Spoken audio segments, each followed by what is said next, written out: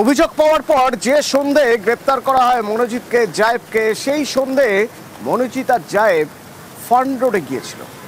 কার সঙ্গে দেখা করতে গিয়েছিল? 6:30 নাগাদ। অমিত রয়েছে আমার সঙ্গে। অমিত, পুলিশ কি জানাচ্ছে?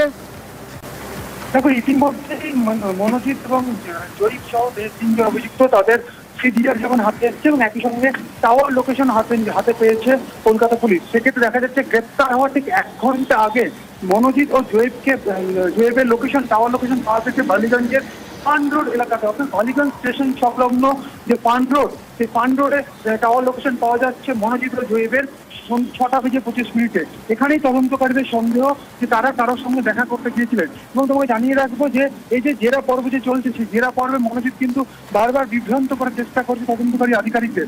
এক্ষেত্রে তারা কার সাথে দেখা করেছিলেন আর কার সাথে কথা বলেছিলেন, কথা বলার যে তালিকা ইতিমধ্যে তৈরি করা হয়েছে। আমরা দেখেছিলাম যে ভাইস প্রিন্সিপালের সঙ্গে 26 তারিখ কথা বলেছিলেন।